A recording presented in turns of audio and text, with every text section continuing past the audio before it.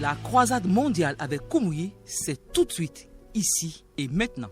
Madame, Monsieur, bonjour et bienvenue à JCK au quotidien, croisade mondiale avec Kumuyi. Aujourd'hui, nous voulons parler du thème intitulé l'autorité finale. Et je voudrais vous présenter une situation dans laquelle Jésus s'est manifesté puissamment à travers sa parole. Il y a de cela quelques années, j'étais tellement souffrant, malade, alité. Et je suis tombé sur un verset de la Bible qui dit que c'est par ces meurtrissures que nous sommes guéris. Et là, à l'instant même, la puissance de Dieu est descendue et m'a apporté la guérison. Aujourd'hui, dans ce nouvel épisode, avec le pasteur Dr William F. Kumuyi, nous allons étudier l'impact qui se produit lorsque nous faisons de la Bible notre autorité finale. Le Seigneur est mort, il a été enseveli, il est ressuscité pour une chose, pour notre rédemption. La mort et la résurrection pour notre rédemption coûteuse. 1 Corinthiens 15. Et je vous lis le verset 3. 1 Corinthiens, chapitre 15, verset 3. Je vous ai enseigné avant tout, comme je l'avais aussi reçu. Regardez ici, s'il vous plaît.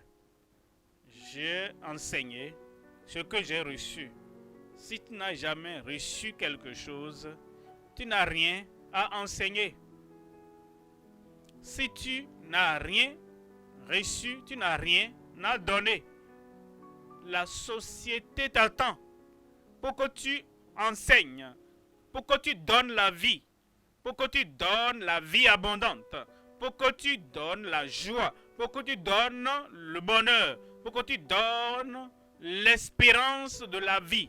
Mais tu dois recevoir d'abord l'évangile, la bonne nouvelle, la rédemption ne peut être donnée que par ceux qui ont reçu.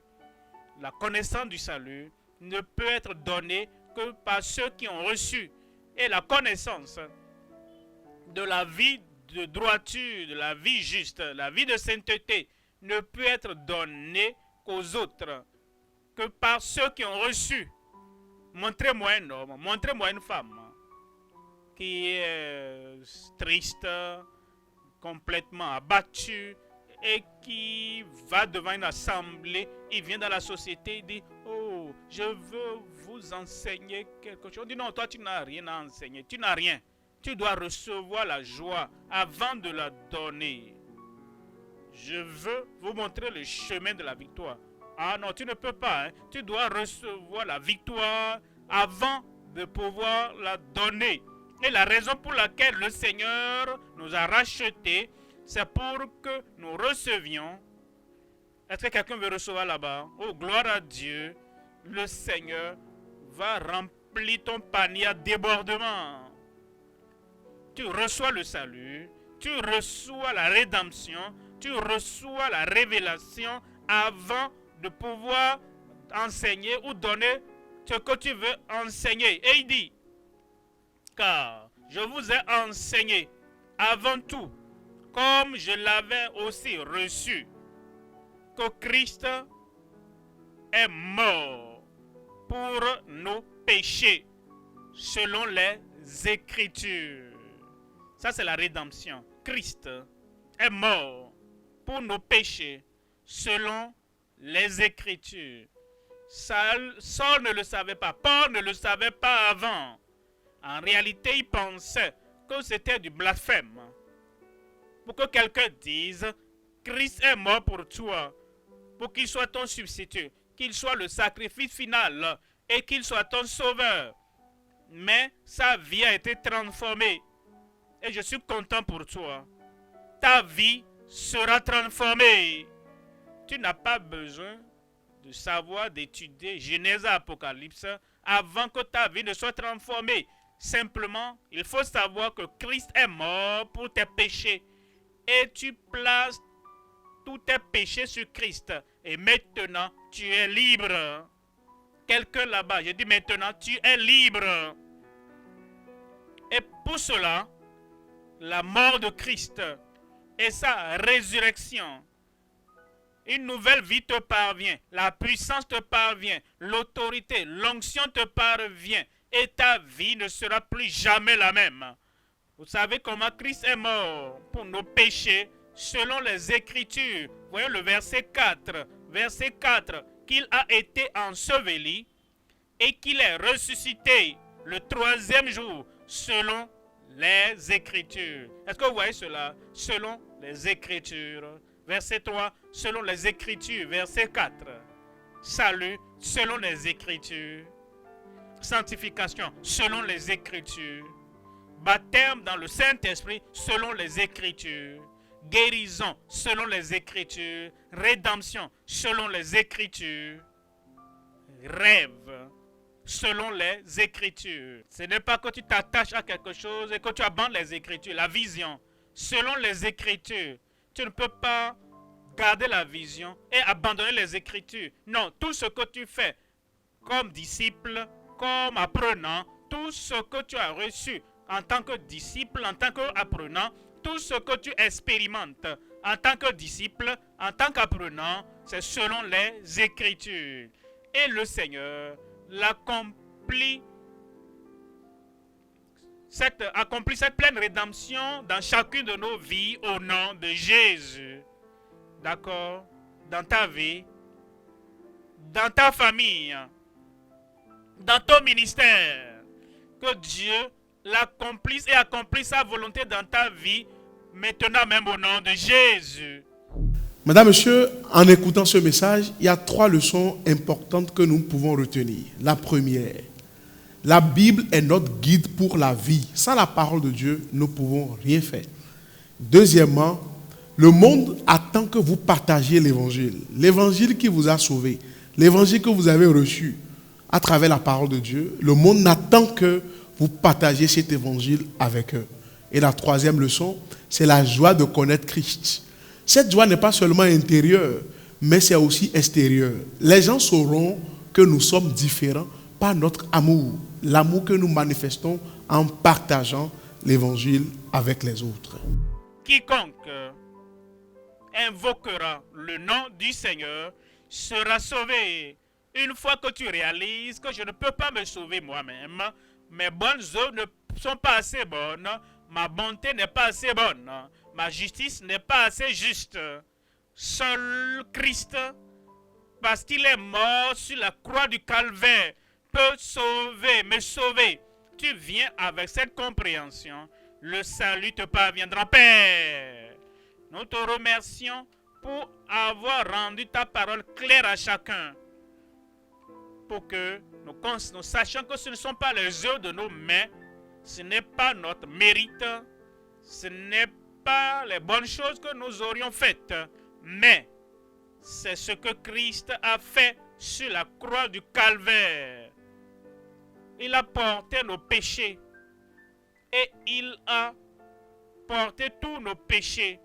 Seigneur, je prie pour quiconque place sa foi, sa confiance en Christ aujourd'hui.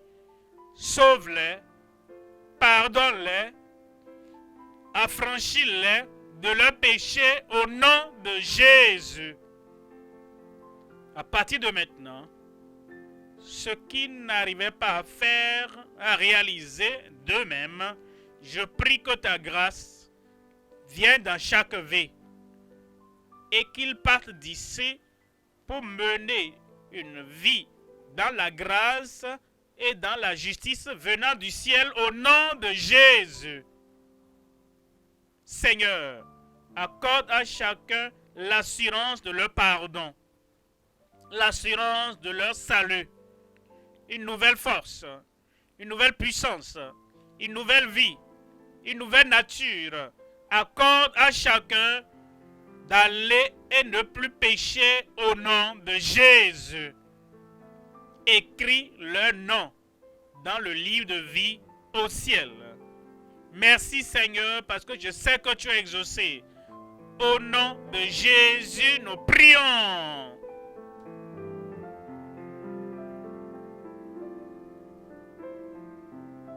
Ton heure a sonné. Tu lèves une main pour ton miracle. et mets la deuxième main là où tu as le défi. Et après le dernier Amen, tu vas ouvrir les yeux et examiner. Et tu verras que Dieu a rendu toutes choses possibles dans ta vie. Lève cette main et espère le miracle. Et place ton attention sur Dieu, car Dieu peut tout faire. Père, nous venons à toi aujourd'hui avec une foi implicite, avec une foi inébranlable, avec une foi inamovible, sachant qu'avec toi, tout est possible.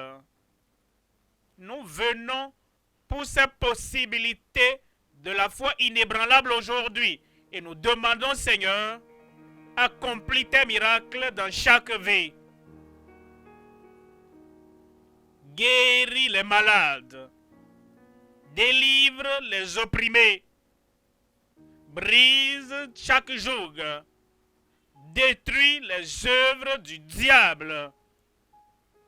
Seigneur, je prie que ce que les hommes n'ont pas pu faire, ce que les hommes ne peuvent pas faire, qu'en ce moment même, Seigneur, ici, en ce lieu, à la radio, à la télévision et dans toutes les localités, partout dans le monde entier, ce que les hommes n'ont pas pu faire, fais-le maintenant au nom de Jésus. Que les incurables soient guéris maintenant même. Perte de sang soit desséchée au nom de Jésus. Cancer soit guéri au nom de Jésus. Tuberculose, tu es guéri au nom de Jésus. Que tout joug, toute affliction soit ôtée de la vie et du corps en ce moment même, au nom de Jésus. Guérison partout maintenant. Délivrance partout maintenant. Miracle partout maintenant. Seigneur, confirme-le dans chaque vie. Témoignage dans chaque bouche. Au nom de Jésus, nous prions. Merci de vous joindre à nous pour ce programme aujourd'hui. Vous avez certainement répondu à l'appel du Seigneur au salut. Il est temps de venir à lui pour expérimenter son amour si précieux. Et cet appel vient avec une grande promesse. La promesse selon laquelle quiconque invoque le nom du Seigneur sera sauvé. Si vous avez pris la décision de suivre Christ, nous souhaitons nous tenir à vos côtés dans votre nouvelle fondation de foi et vous aider de toutes les manières possibles. Veuillez donc vous joindre à une bonne église qui croit en la Bible et faites du ciel votre ultime objectif.